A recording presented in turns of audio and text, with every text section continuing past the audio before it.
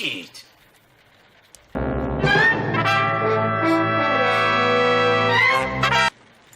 Ninja? Ninja! Ninja!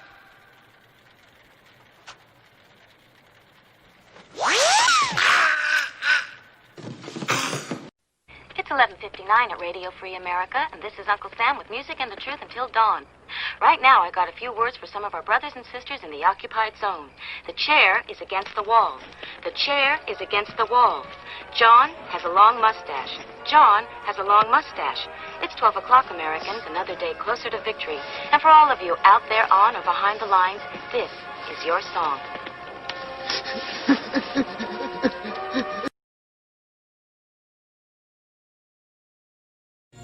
Tonight's episode, The Ripoff.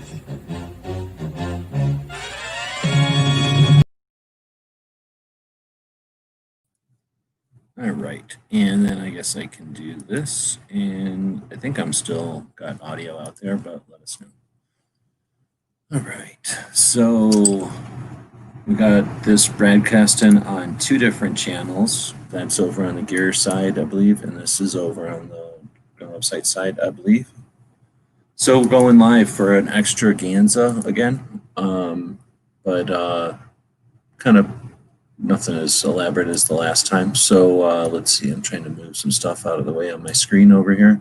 I have no idea how many people are going to show up and how successful it'll be, but I figure we can play around a little bit with it here, cut some new ground. So I just heard the alert on the phone, which sounds like a cash register going off.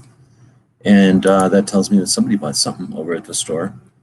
So I'm going over there to look, and I do see that there's an order. So not only is it a order from the store, thank you very much, but let's talk about it. So we're going live to talk about the store. I might as well bring the store over here first. So we are sharing the screen for anybody that's listening. And we're looking now at our gear website store. It's not real fancy because I'm not good at selling people stuff as much as, well, I'm not good at anything really. So I'm not good at selling people stuff. This isn't really engineered to make your mouth water for anything necessarily. It's just to offer what we have available. And what we have is stuff that we've either created or found along the way. Much of it, though, is created and it's available while it's still available. We've done a couple of campaigns for projects like our playing cards. We've accumulated equipment so that we can create stuff like our embroidery machine and the printer to do some books and some custom made stuff. And then every once in a while we have products created based on our designs, and we have the rest of that stuff while it's all available. So it's all available by the type of stuff it is, or maybe the theme of the stuff, and then the type of the stuff. Maybe that's the way to say it. So when you go into the menu of the store here, you can go for the type of thing you're looking for, whether it be Second Amendment related stuff or Old West stuff or maybe a flag or something like that. Or if you're looking for a specific thing like playing cards or books or patches or stickers or some of the other stuff. We do have shirts. Those take you off the site to other websites where they're print on demand. We usually get like $5 or something when you purchase a shirt over there. We almost never pay attention since that happens so infrequently. So it's a little weird to have it here on the store, even though we don't really ever touch that stuff. We just made the designs a long time ago. So anybody thinks for people that purchase stuff over at the store, on Fridays, we have what's called Free Patch Friday. That's not anything you need a coupon for or a coupon code or any kind of minimum order. All orders from our store on Fridays come with free patches. Either patches that we've created or patches that we've accumulated over the years, either rooting around and finding them in surplus stores or trading for them or grabbing them at a trade show or however we get them. People send us patches sometimes. So, and we also buy them. We buy them on our tours and we buy them at museums and things that we visit. So the free patches are a given. You get them anyway, but sometimes we play around with that, which is what we'll do today a little bit. And it's also, although we don't talk about it as much, it's sort of a thing whenever an order goes over 25 or $30, we usually throw a second free patch in there because that's a larger order. So we appreciate that. So anybody that purchases stuff is getting free stuff, and then larger orders get more free stuff. And we did get an order already. So if the person who ordered, or when you order, let's see, you go order here, and then I think I have to actually order something first. So let's act like I'm ordering this deck of cards, let's say, and then add it to my cart. View the cart. You get this little gray box here, and this is where you can leave notes, right? So you can leave us whatever notes you might want. And I know it's not necessarily obvious. I'm taking a second to show everybody. You can just leave notes right there and then continue with the cart, and it'll leave those instructions. So if you want something in particular, let us know. But it's always a good idea to have 2 or 3 options there, especially on a day where we're doing some kind of a pick off of a picture or something like that, in case there's just one of something and somebody before you already grabbed it. But otherwise, thanks for purchasing stuff over at the store. Yeah, and it was Gary that grabbed stuff. So if you've got anything in specific that you're looking for, of course, let me know. Otherwise, I probably should have. It probably would have been a better idea. Like I say, if I was good at this, I would have taken a picture of a bunch of patches or something for Pre-Patch Friday. But I figured we were working on something on the Daily Gun Show the other day, and I kind of wanted to dig into it a little bit. And again, I'm not necessarily selling stuff that's commodity. I'm not selling stuff that's necessary. I'm selling stuff that supports our project. So I'm going to work on projects, and if people want to support that, that's awesome. And we'll just keep reminding people that, yeah, we're not going to be here forever. Basically, there's no ultimatum. It's just we're not going to be here forever. So we can use any support we can get. Appreciate it. So then let's talk about the internet. And I think what we've got in front of us is obviously a Second Amendment, I don't know what to call it, battle. Like, it's going to be an era of weirdness here for a minute. I don't know what to call it. But we need to have our resources on deck and sharp.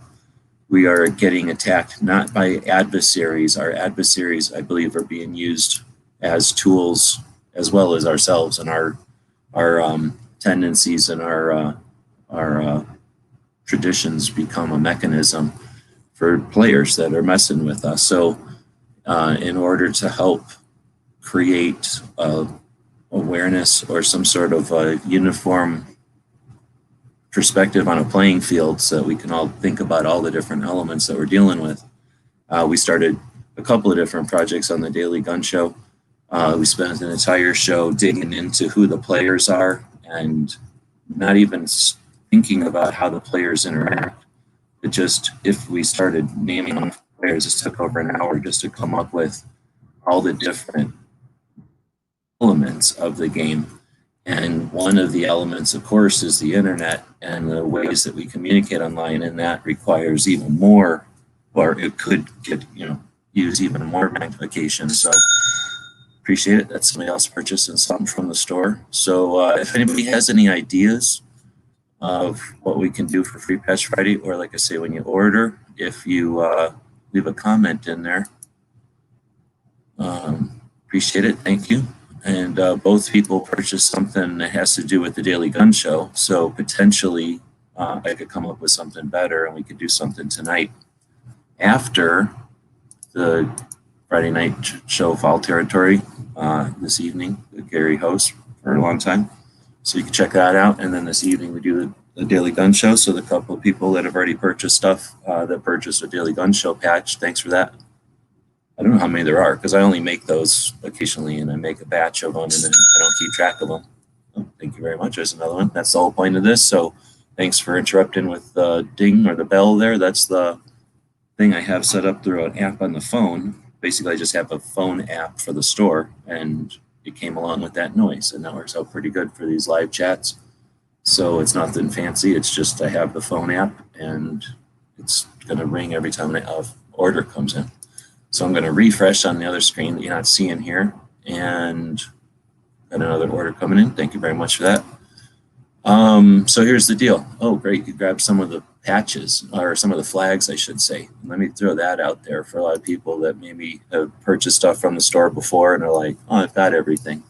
Well, you don't have everything because you got a whole bunch of these crazy flags. Where even are they? They're probably under patches. And then way at the end, maybe? Nope. Then they're going to be under Kalashnikov stuff, probably. Why? Because there's Kalashnikov. That's the reason I have them, is because of the bayonets. So there's a whole mess of these things. And these aren't the ones that we made. These are just flags that I bought off of eBay a long, long time ago. And we did sew the Velcro on the back. So that took time and effort. And the idea here was to have identifications for the bayonet collection. So when I was going through and buying a bunch of these, I bought multiples. We sold them for a little while at the gun shows when Bob came down here in 2016 and we started the daily gun show, and we were going to gun shows on weekends to set up a table to sell stuff. We were trying to sell stuff like this at a gun show, which, you know, I'd sell one or two.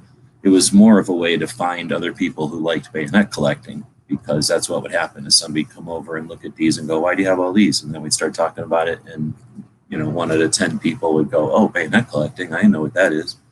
And anyway, failed miserably as an investment.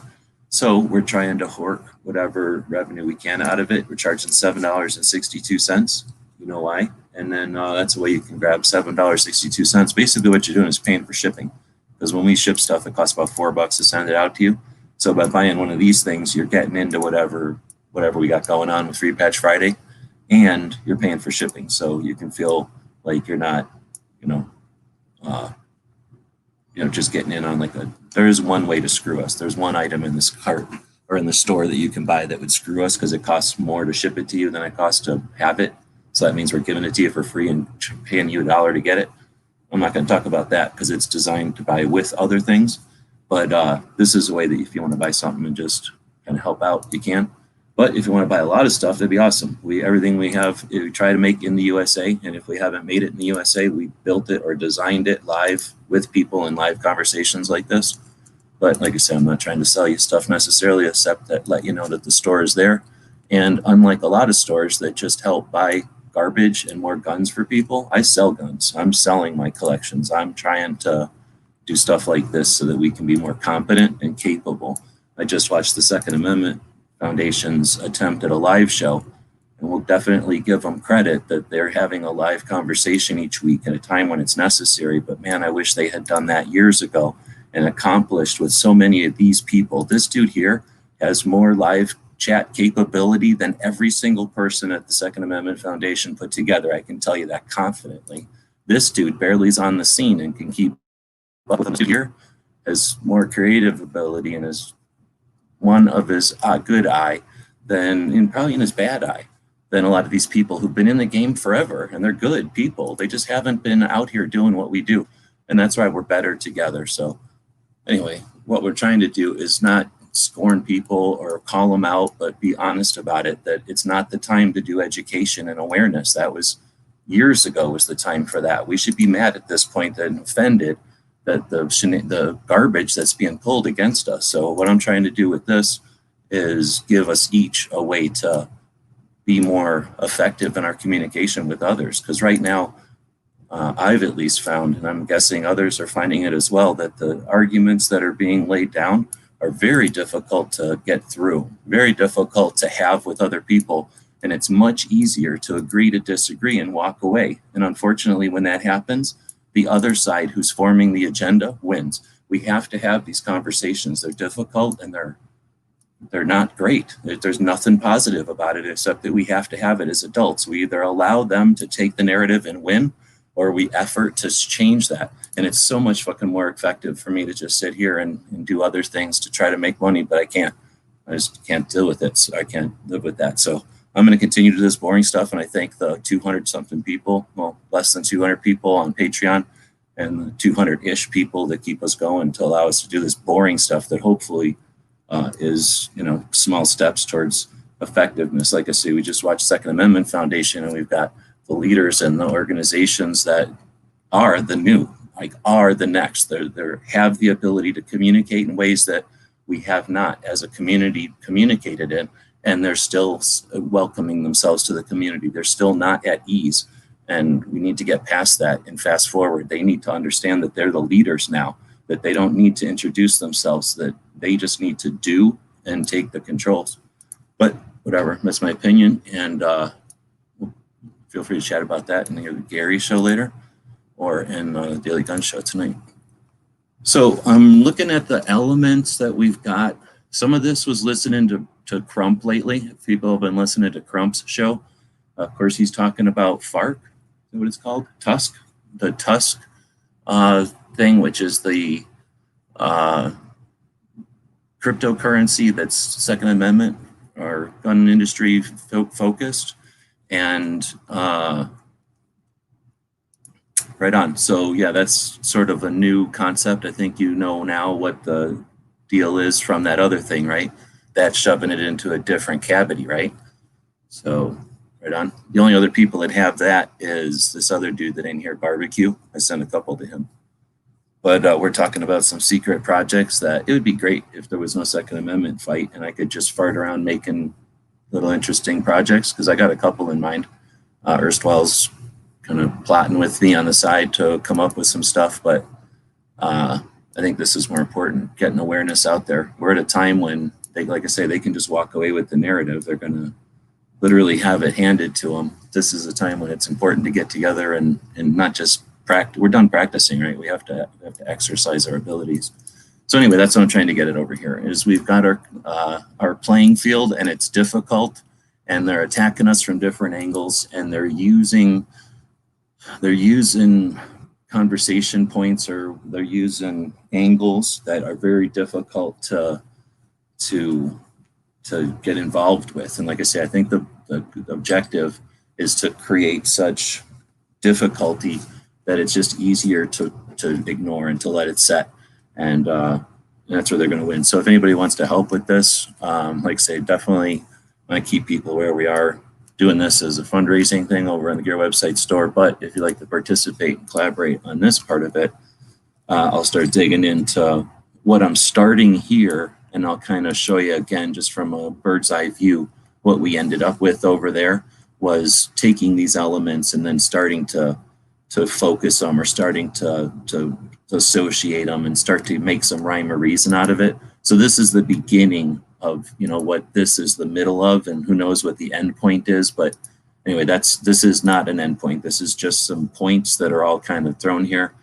And I'll kind of start out with where it came from to the point we're at now. And if anybody wants to participate in, like I say, making this or growing this, that's what I'm going to do here for a little while. I don't really want to cork anybody. What time is it? It's like 3 o'clock here. I have no idea. So somebody give me a heads up in the chat when I start to get close to somebody else's show. But, you know, we've got the internet, and that's where a lot of this battle is taking place. It would be so awesome if it took place on a square range, right? If it took place with paper targets or with steel targets, and we let Miklik go in there and take care of it for us. You know, it'd be no problem. If it was on some sort of a military thing, we could send some SEALs in there and it'd be done, right?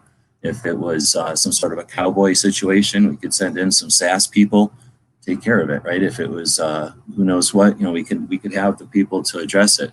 Instead, it's going to be some kind of weird, you know, game on the internet with culture, and that's what it's all about. So we need to have the skills to deal. I guess we have to have the skills to deal with the tools, so that we can deal with how they're using the tools, right? So that we can sword fight them. You don't have to. It's too late to learn how to use the sword when you're in the sword fight. You just got to be worried about the other person's strategy. So let's try to get past the tech of this in this conversation, or let's at least accomplish some of the tech knowledge or tech information in this.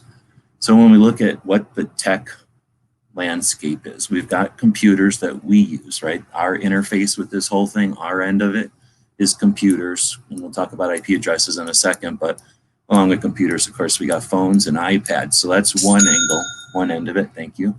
And then on the other end, we've got the platforms, we've got things like hosting, we've got things like websites and servers we've heard about, got browsers and video games and stuff. And like I said, it's just the beginning. So there's obviously there probably is a lot more to this whole thing. But what we're dealing with is, like I say, a very complex situation here with all these different elements, potentially more. So as I was trying to get something across, it was, when we talked about the deplatforming, what would be the strategies, or what would be the options, I guess, when you're talking about deplatforming. And that's when, it gets to be like, what does deplatforming really mean? And who has controls, quote unquote, and who just is big, and if someone's, let's say, like a Barnes and Noble, and they're big, Barnes and Noble fell to Amazon because Amazon took them from a different angle. Like the Barnes and Noble came in and took over all the bookstores because they used strategies against bookstores, but then Amazon took out Barnes and Noble in one move by just outdoing them on the internet. So that's part of, how do we describe all this so that people get the elements? And it's more difficult now that I'm trying to say all this and show this all on the screen, because I don't remember. This all came from a conversation that I was listening to, and then a subsequent conversation with someone where I added some things and arranged them like this. So I'm going to try to backwards through that. Oh, thanks for that. I'm going to try to backwards through that conversation if I can remember it. And now that you put the Patreon thing there, I'm thinking that's a pretty good idea. I should have done that, huh? So let me go find my Patreon. Where is it? Patreon is basically like subscribing to a magazine. If you think of what we do as, something that gets done on a monthly basis or a annual basis, then subscribing on Patreon is like having a magazine subscription. So appreciate that. Let's see. So we've got the computers, and they use these IP addresses is how you identify each thing out there on the internet. And it doesn't really need to live here. IP addresses kind of associate with everything. So you've got our ways that we get online, and then the way we get online is we use a browser at this point. So really we have something else in between here. I'm going to start adding stuff. We have our ISPs, which is the internet provider. So we're going to have our end users, and let's start putting some color on it. End users are good, so we're going to be blue. IP addresses don't matter, so they can be a little bit smaller and be a dumb color that doesn't matter, like gray. And then we got ISPs, and they'll just be some other color. Doesn't matter, like purple. And then we use the ISPs, and that could be like a cable modem or a DSL connection. It could be our cell phone time or whatever we have for using internet on the through the cell phone. So the internet provider is almost now associated with our hard drive or our hardware device, or it could be like our company, or if you go to a McDonald's and use their Wi-Fi, right? This ISP is the internet, is the individual's gateway or network into the internet. Once you hit the internet, keeping in mind everything is really just IP addresses. I could put IP addresses anywhere because that's how the internet sees everything. It's just a bunch of numbers. It's like telephone numbers, but you have yellow pages, right? So that those telephone numbers mean, Sally Jones or Bob Richardson or whatever. So that's what things like the domain names help with, so that when a website wants to be found by a person out here, a human, then you don't have to type in 111 blah blah blah. You can just type in like gunwebsites.com, and then that's telling a bunch of code happens, and your instruction goes through to your internet provider out to the other computers that make up the internet. We all know the internet's just a big web, right? So it goes out to the other computers, and then they all know that Gun Websites lives over here. So that sort of sends your signal in that general direction, finds it, it creates the little port or whatever you want to call it, and then they have their interaction within each other. And that's no different than if it was Gun Websites, or if it was YouTube, or if it was Facebook, or if it was something else. All these different things on the internet have these IP addresses, and most of them are just things that live on servers. So servers are just big computers that are on all the time. That's it. That's all a server is. But it's sort of like a big truck, like a big semi truck or a big van or something. It can just do anything. So you can have a company that has nothing but servers, and they go around carrying things around for people, Or like you heard about Amazon doing that, and other companies just have a bunch of big trucks that you can rent, sort of, or you can rent space in them. And then people like guntube.org will just go buy their own truck and do their own thing. So they don't need to be renting somebody else's thing, and that's either done financially or strategically, right? So servers are just computers that can be on all the time, and they can do just about anything. They can run email, they can host, right? They can host things like podcasts or videos, stuff like that. They can host a social platform, like when we had gunchannels.com, that was a server hosting some software that was a social platform. In fact, it's very, very, very, if it's not the same software that they're using on some of the existing ones today, I'd be surprised, because we bought just the same software off the shelf that it seems like a lot of them are using. Just very, it just takes some effort to run that software, keep it running on the hosting server, and then juggling all the different elements or whatever. Then you've got your forums, which are also servers, just with different software on them, being run in a different way and with different focuses, I guess, different types of method of communication. And then you've got your everything else. Like I say, there's probably a whole bunch missing from here. Somewhere in there is video games, which are technically nothing more than, again, another server that's running all the time. I don't really know enough about them either. I don't know who hosts them, Sony or somebody hosts them, or maybe third parties host them. I really don't know. But anyway, I think we got some potential there. There's definitely a whole bunch of people using video games. They spend a tremendous amount of time on those things. And it's got to be a very big mix. AOL, when I first started playing with it in 2008 to 2010, before I was a partner over there, it was just a place where people put videos, because it was so expensive to put videos anywhere else on the internet. And they let you put them there for free. Not just put them there, but link other people to them so that you could share them. When that was 11 years ago, no one expected YouTube to be the second biggest search engine, one of the most influential pushers of society, things on society that it is today. So video games being larger than Hollywood seems like the potential is there. And again, we should have probably worked on that a long time ago. Second Amendment Foundation has 2A gaming, but I think individuals are going to end up figuring out something to do with this. With that, though, we know that social platforms are nothing more than software being hosted on servers, right, running on the internet. So some of these platforms are running software that has an agenda, right? The software is either so complicated or becomes so elaborate that it's cheaper to buy a version of it. That's why I used off-the-shelf software for gun channels.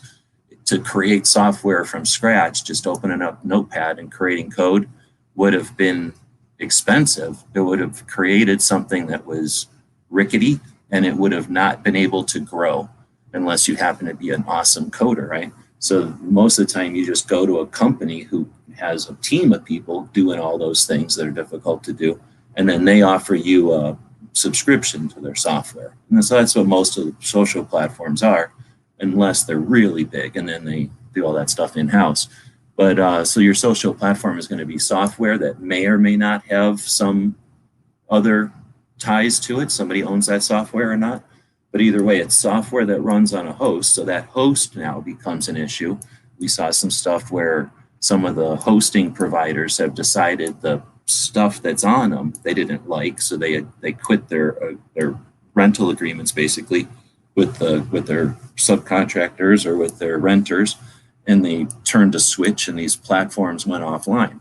That's one thing that's happening. Another is that the platforms themselves have decided that the members of their platform are doing stuff they don't like, so they've kicked their members off.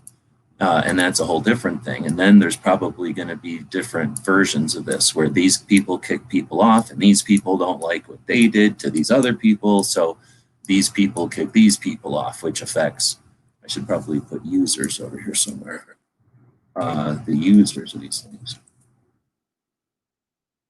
I don't know if this is helping or not, or if I'm just saying stuff. We're certainly not hearing dings. So like I say, I'm definitely not the best at being some sort of a cheerleader for making money or what, but this is what we can offer in an attempt to offer solid info for well, before either we go through another era of everyone getting into apathy, or we run into even worse stuff. Who knows what's going to happen? So with that, I don't know if anybody's giving me some feedback here. Otherwise, I can flip on TV show I was watching and listen to that while I just keep working silently. But it's super boring for me and for you, I'm assuming. So if you got any questions or comments or additions to this, that's pretty much the concept, is to try to get all of that stuff into whatever, an infographic, into a visualization, into a thing I can use for a whiteboard video, into a way that we can empower gun people to understand the situation, so that when we have conversations with others in real life online with our representatives, not only do we understand the whole scenario more fully, but we're able to get our point across in a way that makes it more efficient, more effective to the other person, not just to persuade or dissuade them, but ideally to create understanding so that they are no longer an adversary, but literally understand our position. We don't have a bad position. We're not trying to con anybody. We have an inability. We have people who suggest that they are in positions of leadership who have not offered that, right? They haven't offered ways of effective communication. I've seen some really effective options offered from individuals out of California recently that are much more effective than the yelling and shouting of the past. Right on. So like I say, we're talking about the, I don't know what to call this. I keep calling it the playing field, that, you know, all the elements that we're dealing with here. So again, if anybody wants to throw in some suggestions or what, we can chat on that. Or if you want to see something else, they say I'm really trying to raise some awareness for the store over here, where we attempt to stay in business doing Second Amendment related stuff, not necessarily stuff that's necessary. We're definitely not making commodities. We're not building a better way of doing something. We're mostly taking the information that we've accumulated over the years and just are archived on our various websites, either on Second Amendment stuff mostly, and sometimes gun-related stuff from back in the old days, and taken a lot of that and put it onto new media. So started with the playing cards with the, I guess I don't have them on the front page, but with the Kalashnikov identification deck. That one was a black and white deck designed to sort of, what's the word? Well, not reflect, but copy the aircraft identification decks back in the day. And most of the feedback from it was cool and everything, but people wanted to see them in color. So the next version was, the next deck that we did was Old West playing cards, Old West Guns playing card deck. And that was with the help of a bunch of people we know out here in Arizona who own museums and massive collections. So we were able to take photographs and make a color deck based on guns of the Old West. And we did, like, one suit was shotguns, one was rifles, one was revolvers, and one was all the weird stuff, derringers and canes and poker guns and all that. So that one went pretty well, but the decks, you know, we just didn't have enough info. So I decided to try to get more stuff onto the card, make it more of like, maybe like one of those cards we used to get in the mail when we were little kids, like the trading cards, or like an information deck. And we added a lot more information, as you can see, color pictures, cartoons for consistency, and then data. So that once you play cards or something, it's very much like aircraft identification deck. When you're playing cards with an aircraft identification deck, you're learning silhouettes of airplanes, so that if you ever have to look up and see what's coming, you know if it's friend or foe. So what the idea here is to get the gun, Second Amendment, gun-related history into our hands as we're playing cards, or as a kid's playing magic tricks, or just making a fort or something out of cards, or a house of cards, I guess. Just to, you know, get that information out there and normalize it again, right? So that was one of our projects. Again, like getting stuff off the website. So we've put it into books, bought a printer for the 2A patch batch this year to save some money on printing, and then use that to publish books. They're no frills, but they get the information into people's hands. We accumulate info I don't think anyone else has accumulated before, otherwise I wouldn't have wasted my time. But the idea is to learn our history and to pass that along so that we stand on the shoulders and we're not repeating everything. We're a mechanism if we do the same thing over and over. If we start from zero and learn from scratch, we're a mechanism for our adversaries. So my goal, our goal with these projects is to evolve that. So thanks for people who do buy crap over at our store. It helps us to spend time on this kind of stuff. And if you'd like to help with this show, give us some feedback on the thing we're working on here, or give us some idea of something else you'd like to do. Time is ours. Instead of just sitting here wasting it, I figured I'd attempt to, again, work on this sort of concept to at least give us what you call like a diagram so we can see it where we're having a particular fight, because I'm pretty sure one of the strategies that we're experiencing now and we're going to be experiencing going forward until we show that we're competent to deal with it so they exhaust their attempts is this multifaceted, like multi-tiered, multi-approach. I don't know how else to say it, but they're hitting us on different levels and in different ways all at the same time without let up, in hopes that we'll just give up and we'll say we're not that interested in our rights, that they really don't mean that much. It was just a vice and we just wanted to play and it's not worth all that. And not only is that lame, but like a lame way to approach a fight, to not have validity or justification, but instead to win through attrition and division. But once we withstand that, once we stand up to that and are victorious, then we're not only stronger, but we also show them that we're too rugged to attack this way. And hopefully we, if nothing else, change their approach to something else. Now, am I crazy, or are they using the same approach as they did in 1995? No, they have a different approach than they had in 1995. So I suspect that, again, by showing a competent resistance to this approach, they will move to the next one. That's their history. That's their mechanism. They attack us until it's futile, and then they attack us in a different way.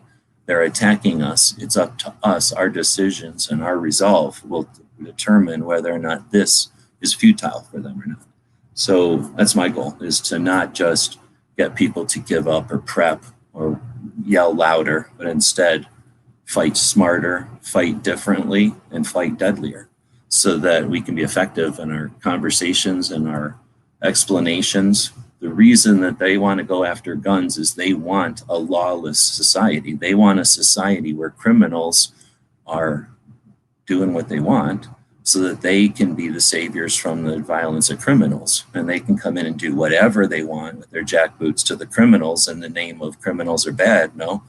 And we see that in countries that are horrible violent.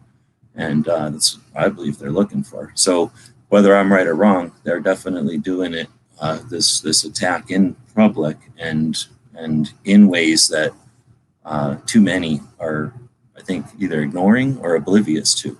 So trying to lift the veil or lift the curtain from some of it when we talk about deplatforming, when we talk about, is the future different social platforms, or is the future not on social platforms? What does that even mean?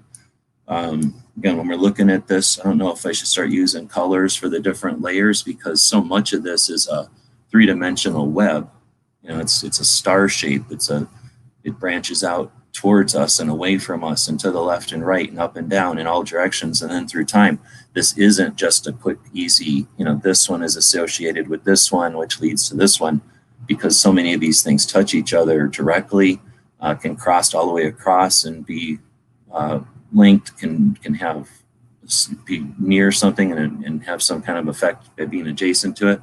And then others are isolated from each other. So because of that, it's a difficult thing just to keep up with in general. And it's so easy for the most of the time, like, I don't feel like doing this, and go watch TV, or I don't feel like doing this and go to the range, or I don't feel like doing this and decide to do something that's easier to do, which is fine. And we're free to do that. However, that's when they win, right? When they get enough people to say, I go do something else. Somebody else will take care of this, right? Bending the piece of metal back and forth. So I don't know. To prevent that, it's tough. I hate doing these shows where I have to keep talking. Nobody's really saying anything, so I'm gonna probably quit threatening it. I'm just gonna turn up the volume on the TV over here and keep working a little bit silently. Of course, you can interrupt me by buying something over at the Gear website store if you'd like, or leaving something in the comments there. We build cool stuff so that we can sell it to folks who want to see us continue to build stuff, so that we can do projects like this and hopefully involve the conversation and the fight for Second Amendment, eventually remove the NFA. It'd be a lot easier to prove we don't need an NFA once it's gone.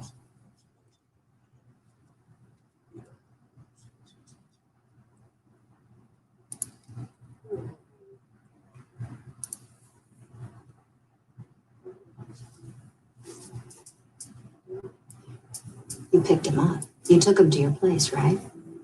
And you don't know what he looks like? Come on, talk to me. I don't know anything. A guy half kills you and you can't describe him. Look, I got nothing for you. You understand? And you can take me downtown and bust me, but you still get nothing. Now listen good. I'm not gonna bust you. I'm gonna pull your pin. After tonight, you're through work in the cellars. See? Because I'm gonna put vice on you 24 hours a day, and there's not a John in town who's gonna come near you.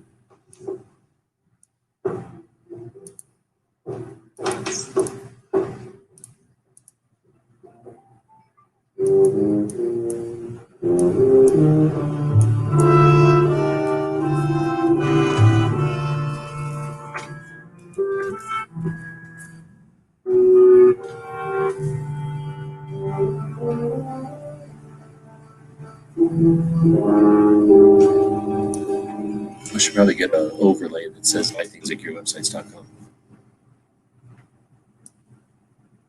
Thank you, Martha. That will be all for tonight. I can put this up there. I'll fix you a nightcap, darling. You deserve to be spoiled. You were brilliant tonight. Simply brilliant. What? Okay, that's super difficult to pay attention to what's happening over there and work on what's going on here. So I figured I would put the this, like, I don't know what to call this, like other stuff in gray, because it's more like I don't know what to call this. It's describing the action of, or it's a necessity of, or it's an accessory to, maybe. So then we'll do the same here with these.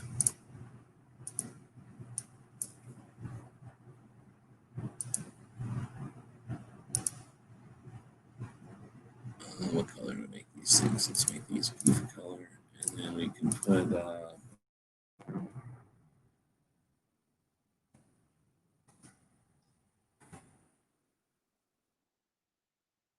Facebook in here, and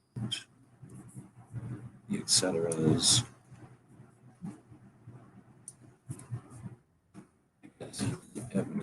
YouTube.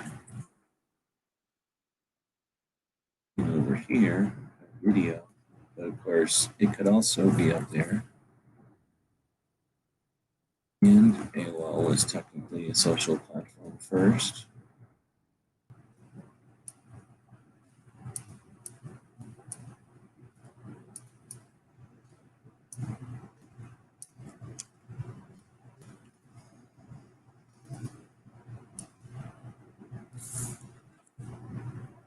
So I don't know what to call these things, platforms, or are they their own thing? Like I say, I don't know enough about the development, all that, what all's happening over there, what the potential is over there.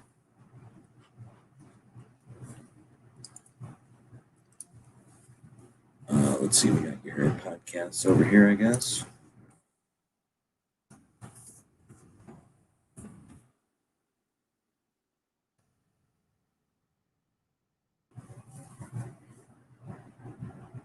And, you know, forums are kind of platforms. They're kind of just websites, so I don't know what to call them. But that's what the AR-15 was. First that people call it.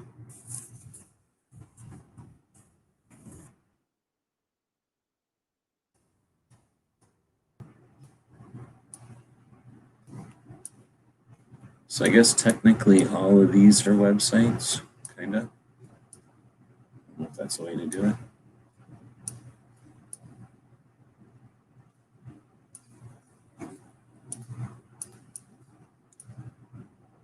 You need servers, you need ISPs, I guess. I guess a registrar could be purple.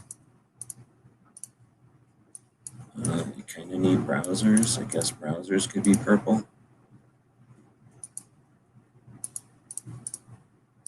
And I still don't know where to put video games.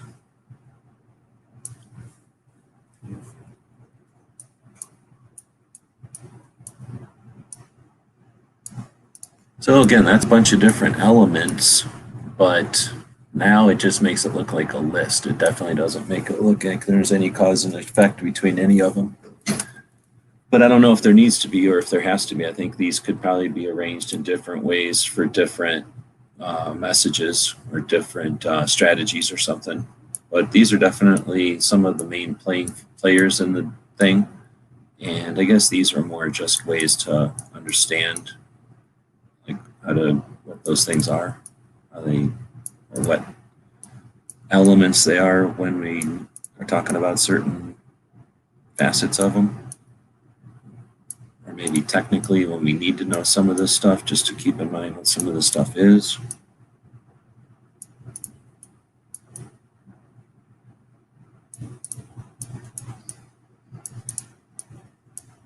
That works either, but then that stuff can go there. Pull this back over here.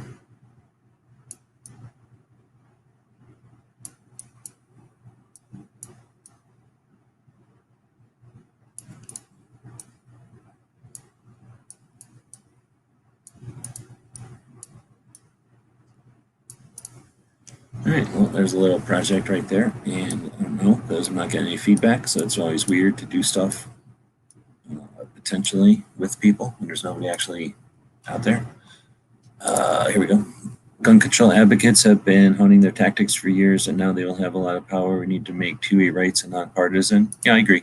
There's definitely some ways that I think we can knock them off of their bearings because they're going to have, at least unless they're going to be amazing, which I can't imagine, they're going to pull out their same old dusty shit, their boilerplate, and they're going to attack us as if we all are what they think they are, what we are. What their narrative of us is, what they perceive us to be, perhaps. I don't know. But yeah, doom on them. Like I say, I'm frustrated that those who among us are the next, they just don't know because they're too young and they're too inexperienced to realize that that the generals don't actually fight. Generals stand around and take credit maybe, but generals might encourage and offer assistance and some strategy, but generals don't fight. Generals don't pick up swords or guns. Generals, like I say, they do bigger things. So the people that are going to be fighting this one are fighting this one, they just don't know it yet. And that's probably the nature of it. I'm just new to being old, so I'm just the first time I'm realizing it. But yeah, I hear you. Now I'm hoping that the control advocates that you call them, I'm hoping they're not the same because I'm barely paying attention to us, right? It's kind of difficult keeping track of us. Here's us. And I don't keep track of everything. I try to keep track of what I can. These are our groups.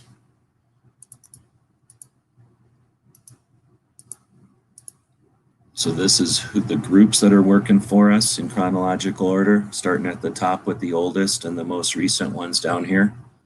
These are the groups that are represented by areas of interest and focus and location, areas of the country, based on type of people or type of firearm, based on activities, and of all different sizes.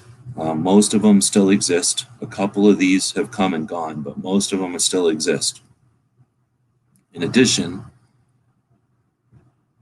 these are the humans, the people that made those places, those organizations, and are just the indicative of the originators of those organizations. So of course, each of those organizations are composed of dozens, if not hundreds, of individuals who support and are members of, and who, you know, listen and disseminate the information, and are the potential resources that fight. You know, the words and the shift in society is done through these, you know, the people that these people represent.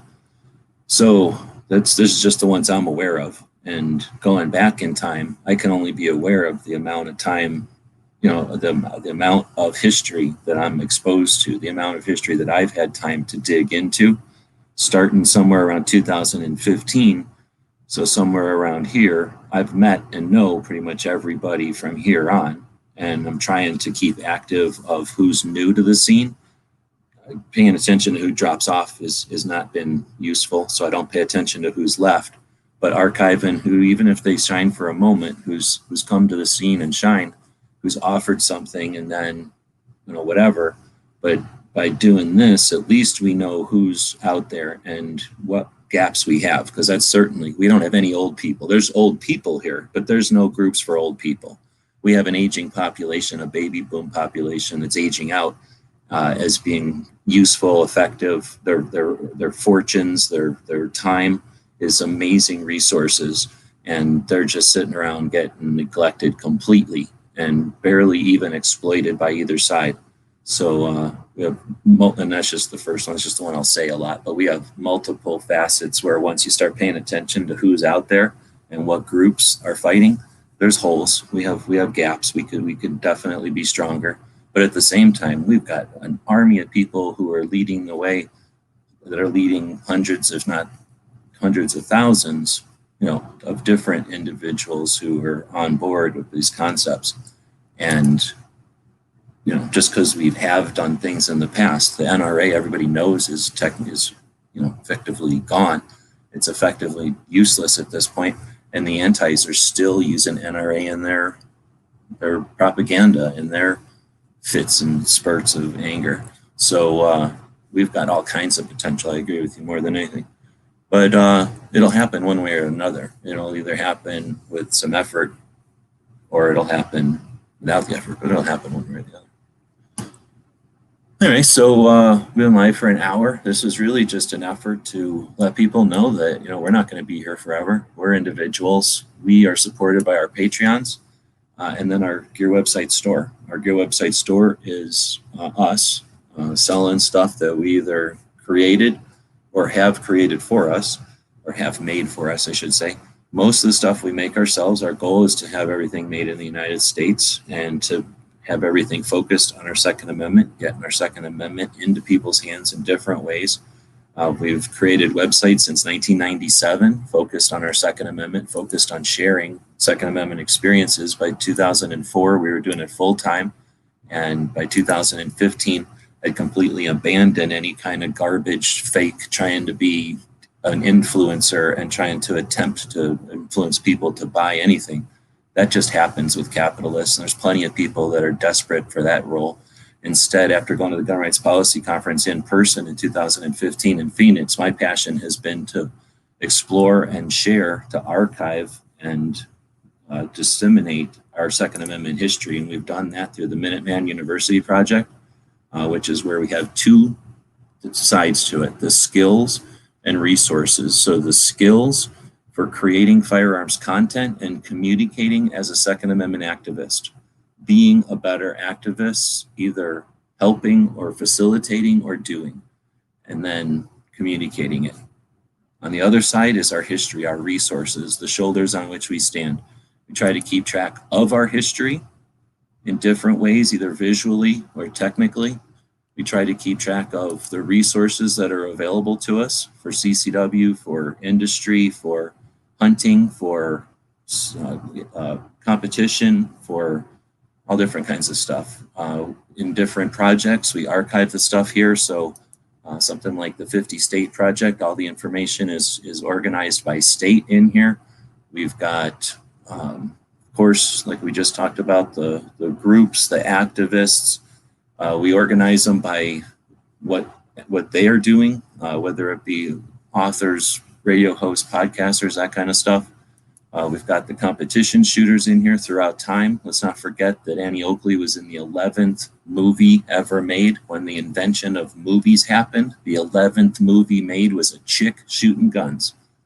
She was the first superhero, the first giant celebrity in the country, and she was a chick shooting guns. So let's not forget our real history. We've got the industry, like I say, I'm not just playing around. We're trying to archive our whole history, the industry, where we come from, and the groups that facilitate that.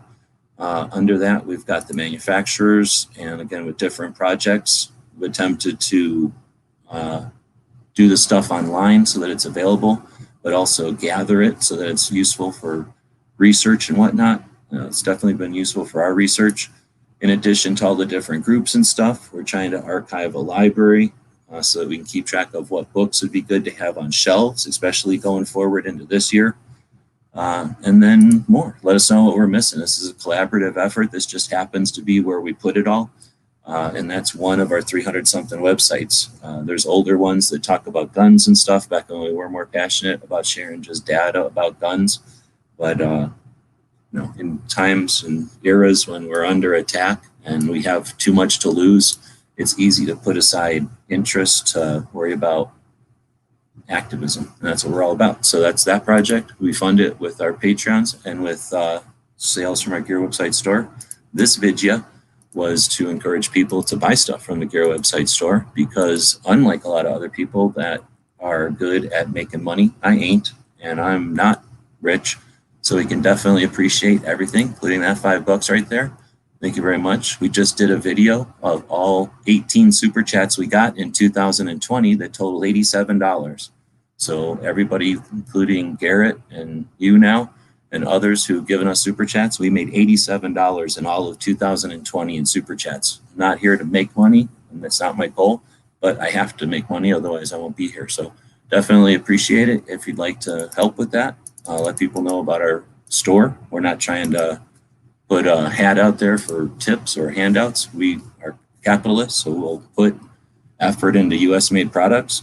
You buy them off us for expense, for a lot of money, and we'll put the profit into the Second Amendment.